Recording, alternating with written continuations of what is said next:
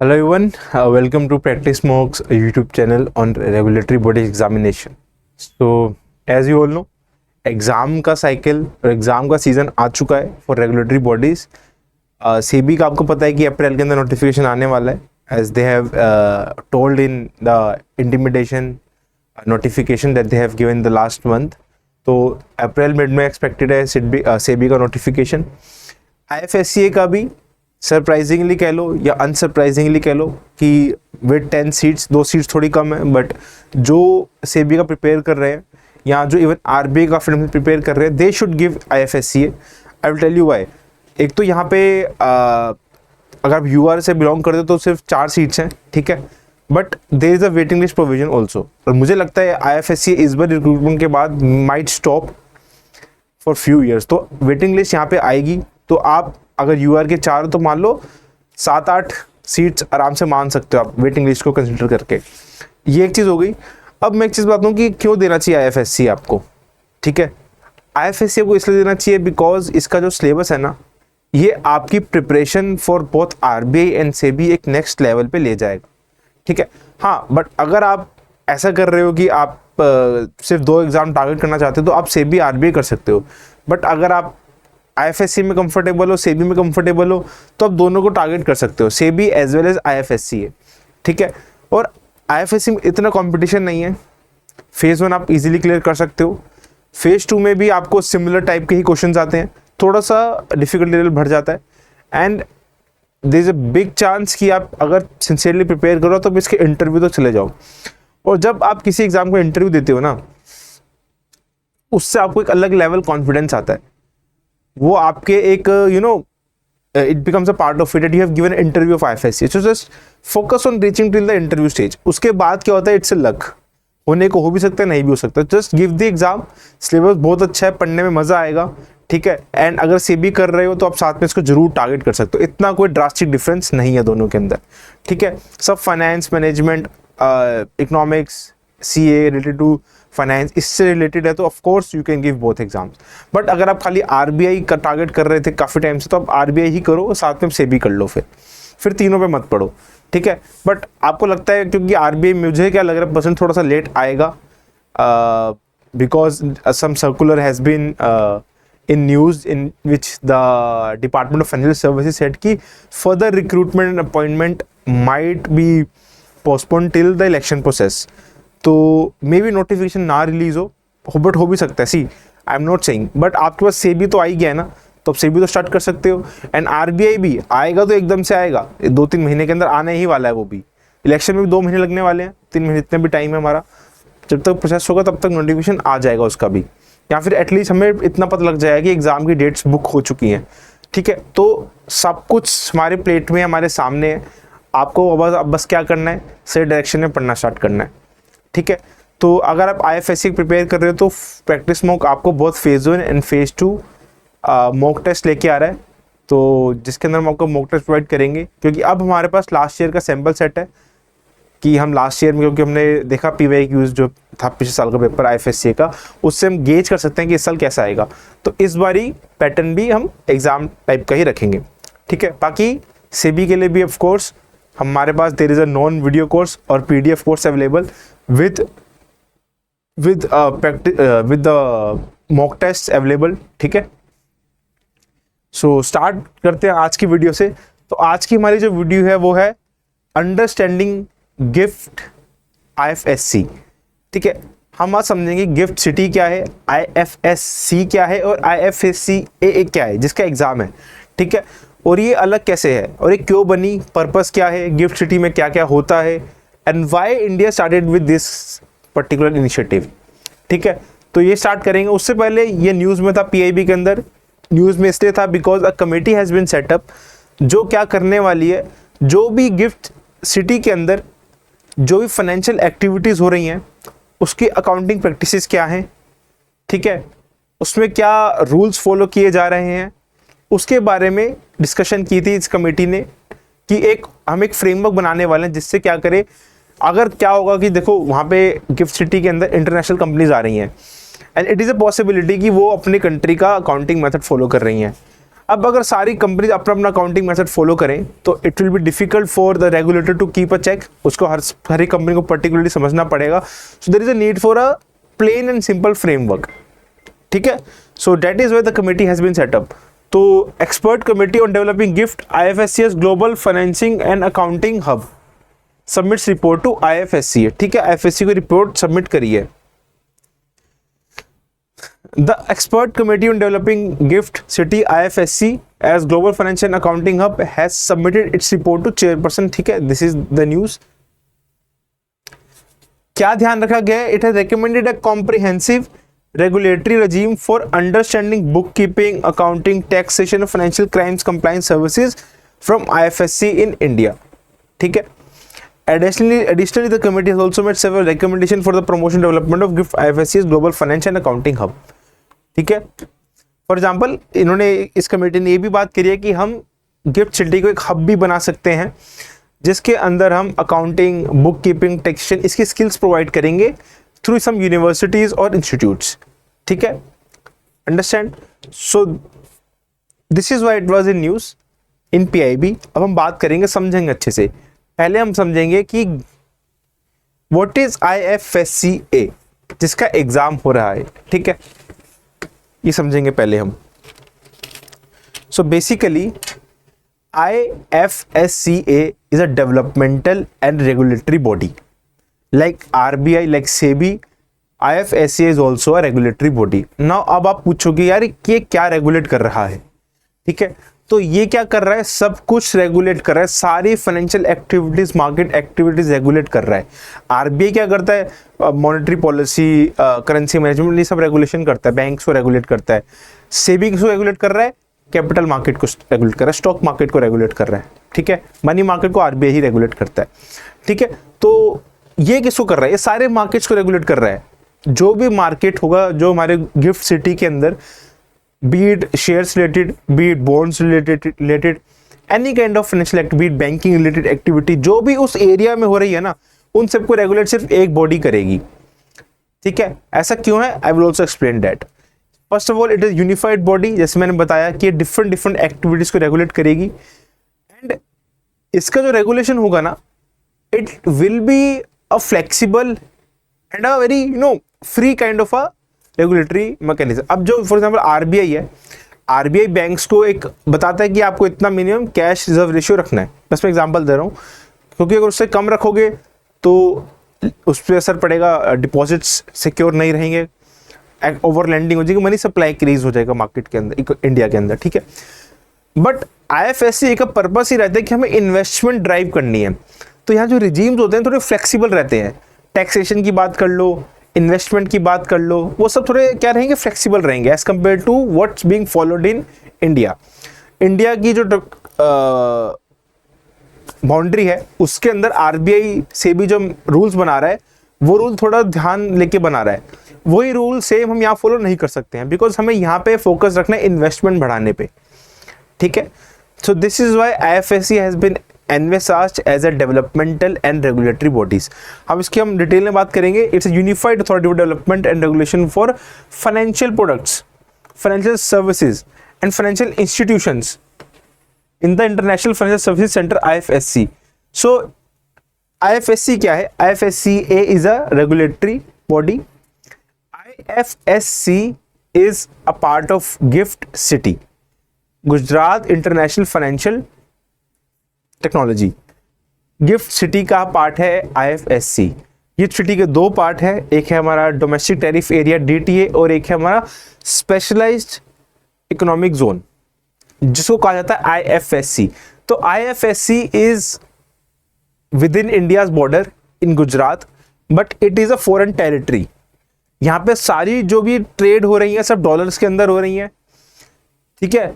यहाँ पे कोई इंडियन इन्वेस्टमेंट कर रहा है तो उस पर वो रूल्स एप्लीकेबल होंगे जो वो अगर किसी फॉरेन कंट्री में इन्वेस्टमेंट कर रहा है, चाहे वो जो एरिया है वो इंडिया के अंदर है। So it is deemed to be a foreign territory, उसको कहा गया है गिफ्ट IFSC। और यहाँ पे कौन रेगुलेट कर रहा है, IFSCA, ठीक है। आई होप अब चीजें आपको क्लियर हो गई हूँ। As the dynamic nature of business in IFSCs require a high degree of inter regulatory coordination within the financial sector, the IFSC has been established as unified regulator with a holistic vision to promote ease of doing business. ठीक है, in IFSC and provide world class regulatory environment.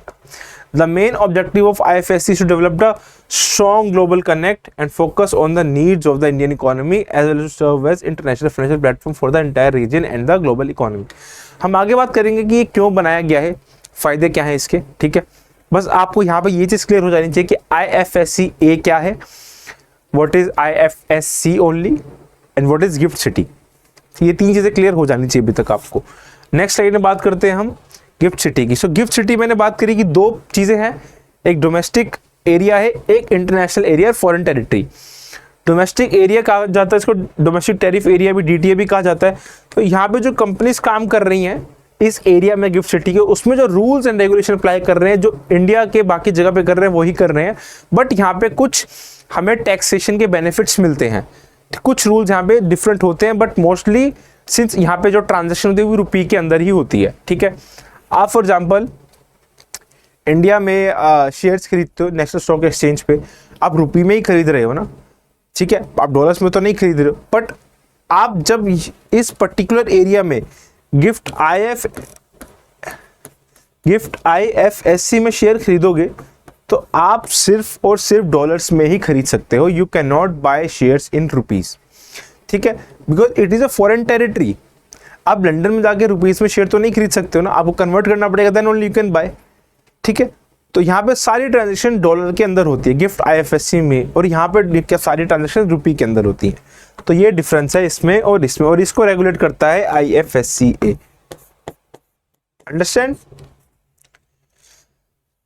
Gift city के दो part हैं, DTA and IFSC, जिसको regulate कर रहा है IFSC ए। Understand? अब हमने गिफ्ट सिटी बनाया क्यों, इसका पर्पस क्या है? देखो, पहला तो ये, इससे फायदे होंगे, इंडियन इकोनॉमी डेवलप होगी। कैसे होगी? खुद सोचो, सिंपल सा रीज़न है, इंडियन बाउंड्री है, उसके अंदर कोई बिल्डिंग बन रही है, कोई इंफ्रास्ट्रक्चर बन रहा है, ठीक है, भले उसमें कोई भी काम कर रहा है, उसका फ़ायदा किसका है? उस इंफ्रास्ट्रक्चर का इंडिया को फ़ायदा है, ठीक है, this one thing.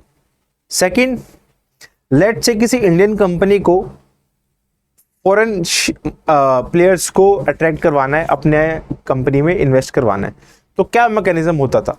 Through external commercial boring हमें GDRs देने पड़ते थे, ग्लोबल डिपॉजिटरी रिसिप्ट्स। अगर ये हम USA में ले रहे हैं तो उसका कहता था अमेरिकन डिपॉजिटरी रिसिप्ट्स, जिसके अंदर क्या होता है, एक डिपॉजिटरी बैंक होता है जिसके अंदर अमेरिका का इन्वेस्टर डिपॉजिटरी बैंक से कॉन्टेक्ट करता है और बैंक से इन्वेस्ट करता है इसके अंदर। तो ये इंटरमीडिएशन होती थी। तो ऑफ कोर्स जब इंटरमीडिएशन हो रही है तो एक्स्ट्रा चार्जेस पे करने पड़ते होंगे बहुत investor as well as to the company, Indian company. But सोचो कि अगर हम गिफ्ट IFSC के अंदर ही उस कंपनी को लिस्ट करवा दे, ठीक है, और उसके अंदर फिर इन्वेस्टमेंट फॉरेन वाला आदमी कर दे, तो उसको GDR की रिक्वायरमेंट ही खत्म हो जाएगी, ठीक है। तो ये रिक्वायरमेंट ही खत्म हो जाएगी, हमें किसी और पर डिपेंडेंट नहीं होना पड़ेगा। दूसरा एडवांटेज ये है फॉरेन इन्वेस्टर्स के लिए कि यहाँ पे सिर्फ डॉलर्स में ही वो इंडियन कंपनीज में इन्वेस्ट कर सकते हैं, तो उनको डॉलर को हैच करना रुपये से, रुपये को हैच करना डॉलर की नीड ही नहीं है, क्योंकि उनके शेयर्स ही डॉलर के अंदर है, तो उनका करेंसी रिस्क ही बच गया, जो कि बहुत बड़ा रिस्क होता है। तो ये एक हिडन फैक्टर है जो पता होना चाहिए आपको कि why GIFT City was made. सबसे बड़ा रीज़न था कि फॉरेन इन्वेस्टर्स इंडिया में आ सके। एक तो उनका करेंसी रिस्क बच जाएगा क्योंकि डॉलर में इन्वेस्ट कर रहे हैं वो। हाँ, डॉलर डेप्रिशिएट हो रहा है, दैट इज समथिंग एल्स, उनका डॉलर तो डॉलर ही रह रहा है ना, उनको रुपये से डॉलर तो नहीं करना पड़ रहा, ये हो गया। दूसरा एक ये हो गया कि जो यहाँ से वो डिविडेंड गेन्स लेंगे वो टैक्सेबल नहीं होंगे। अगर वो नेशनल स्टॉक एक्सचेंज में करते हैं इंडिया में, जहाँ जब प्रॉफिट्स लेके जाते हैं उन पर उनको कैपिटल गेन्स टैक्स देना पड़ता है। बट गिफ्ट सिटी के अंदर कोई भी अगर वो शेयर ले रहे हैं तो उस पर उनको गेन्स टैक्स नहीं देना पड़ेगा। अंडरस्टैंड? तो ये एक बहुत बड़ा एडवांटेज है गिफ्ट सिटी का, स्पेशली गिफ्ट IFSC का, ठीक है।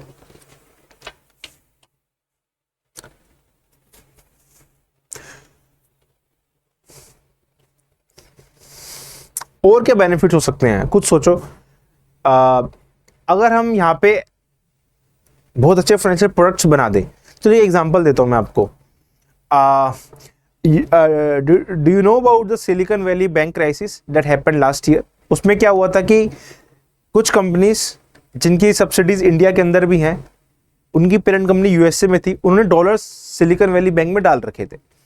ठीक है, नाउ सिलिकॉन वैली बैंक का कोलैप्स हो रहा था, तो उनको क्या चाहिए था, एक अलग बैंक मिल जाता जहां पे वो डॉलर्स अपने रख पाते। अब इंडियन बैंक में वो डॉलर्स तो रख नहीं पाएंगे। ठीक है, तो वो क्या कर, उन्होंने क्या किया, जिन कंपनीज का इंडिया में ऑफिसेज है but the parent company is in USA, what they have done, they have transferred their money from Silicon Valley bank to the banks in operating in IFSC GIFT. ठीक है, डॉलर्स और dollars, मेरा currency का risk खत्म हो गया और rules भी बड़े फ्लेक्सिबल रहे। ठीक है, तो ये एक एडवांटेज रहता है बहुत बड़ा। और क्या एडवांटेजेस है बाकी यहाँ पे? एक तो ऐसा है कि बड़े different type of riskier alternative develop हो सकते हैं। फॉर एग्जाम्पल, इंडियन कंज्यूमर है और इंडियन कस्टमर है, उसके लिए ऑल्टरनेटिव इन्वेस्टमेंट फंड्स में डालना इतना आसान नहीं रहता है। इंडिया के अंदर बहुत स्ट्रिक्ट सेबी के रूल्स एंड रेगुलेशंस होते हैं, है ना, कि आप एआईएफ में इन्वेस्ट इजीली नहीं कर सकते हो। आपको कुछ पर्टिकुलर वर्थ होनी चाहिए आपकी, ना आपके पास इन्वेस्टमेंट के लिए बहुत पैसा होना चाहिए। Only then you can invest in AIF. AIF stand for alternative investment funds, जिसके अंदर एक कैटेगरी 1, कैटेगरी 2, कैटेगरी 3 होता है। I will not go in details, but gift IFSC के अंदर हम क्या कर सकते हैं, रूल्स को थोड़ा फ्लेक्सिबल रख सकते हैं। किसी को इन्वेस्ट करना है तो उसको डॉलर के अंदर इन्वेस्ट करना पड़ेगा, तो अगर इंडियन को गिफ्ट आईएफएससी में इन्वेस्ट करना है तो उसको पहले रुपये को डॉलर में कन्वर्ट करना पड़ेगा किसी और फॉरेन करेंसी में। Only then it can invest in that particular AIF. And हो सकता है यहाँ पे रूल्स थोड़े फ्लेक्सिबल हो कि आप इजीली हेज फंड्स में डाल सकते हो, डिफरेंट टाइप ऑफ फंड्स में डाल सकते हो पैसा। ठीक है, फ्यूचर्स ऑप्शन में डाल सकते हो इजीली यहाँ पे आप। This is one thing. अब उसके अलावा एक और एग्जांपल बताता हूँ। लेट्स से किसी और कंपनी को, फॉरेन कंपनी को इंडिया से पैसा चाहिए, वो क्या करेगा, वो इंडियन लोगों को बोलेगा कि आप फॉरेन में आके इन्वेस्ट करो। बट इंडियंस पे क्या ऑप्शन है कि वो गिफ्ट आईएफएससी के थ्रू उस पर्टिकुलर फॉरेन कंपनी में इन्वेस्ट कर सकते हैं। ठीक है, so this is a very big advantage. बाकी यहाँ पे जो भी रूल्स अप्लाई होते हैं वो आरबीआई ओवरसीज डायरेक्ट इन्वेस्टमेंट के होते हैं। देखो, आप डायरेक्टली इन्वेस्ट कर रहे हो किसी कंपनी में, अगर आप फॉरेन में कर रहे हो तो आरबीआई के ओडीआई के रूल्स अप्लाई होते हैं, वही गिफ्ट आईएफएससी में भी अप्लाई होते हैं। ठीक है, बाकी जो 2.5 लाख की रेमिटेंस की लिमिट है लिबरलाइज रेमिटेंस स्कीम के अंदर, $2.5 लाख आई थिंक, है ना, उतनी ही यहाँ पे भी है। ठीक है, बाकी तो बेनिफिट्स यू कैन सी, जो इंडियाज इंटरनेशनल एक्सचेंज है बना है, जो उसके बेनिफिट्स आप दे सकते हो। So these are subsidiaries of Bombay stock exchange. ऐसे ही नेशनल स्टॉक एक्सचेंज की सब्सिडरी है, which is also a national exchange. शायद इनको मर्ज कर दिया गया है, I don't remember actually. So ये क्या है, they subsidiaries of BSC NSC. तो क्या होगा कि लेट्स से एनएससी पे निफ्टी है, अब ये निफ्टी कॉन्ट्रैक्ट हम गिफ्ट आईएफएससी में भी डाल सकते हैं, बट वो सिर्फ डॉलर्स में ऑपरेट होगा। ठीक है, और वहाँ पे जो वहाँ पे इन्वेस्ट कर रहा है निफ्टी इन गिफ्ट आईएफएससी, उसको वहाँ पे टैक्स भी नहीं देना पड़ेगा। तो बहुत एडवांटेजेस होते हैं, तो हमें इसको ध्यान में रखना चाहिए। बट यहाँ पे एक डिसएडवांटेज ये सकते हैं इंडियन इन्वेस्टर के लिए कि उसको टैक्स बेनिफिट्स, कैपिटल गेन वो सब मिल रहा है, क्योंकि एक तो वो नॉन रेजिडेंट है गिफ्ट आईएफएससी के लिए। अब डिसएडवांटेज ये कह सकते हो आपकी, उसको फिर पैसा भी डॉलर में मिलेगा, जिसको वो हेज करवाना पड़ेगा रुपये के साथ। तो ये रहता है। बाकी it's a very good initiative. अब यहीं पे ही एक नया इनिशिएटिव भी आया था, इंडिया बुलियन एक्सचेंज। ठीक है, वो भी गिफ्ट सिटी के अंदर ही खोला गया था। तो यहाँ पे भी बात की गई थी कि जो भी हम गोल्ड इंपोर्ट कर रहे हैं वो इसके थ्रू करें। ठीक है, इससे एडवांटेज क्या रहेगा कि हमारे पास एक प्लेटफॉर्म होगा, उस प्लेटफॉर्म पे हमारे पास सारे qualified jewellers and big retailers आके खरीदेंगे डॉलर्स जो इंपोर्ट हो रहा है। जब एक ही जगह से, एक ही फनल से होगा, तो हमारे पास इंडिया के पास प्राइस की बार्गेनिंग पावर हो जाएगी।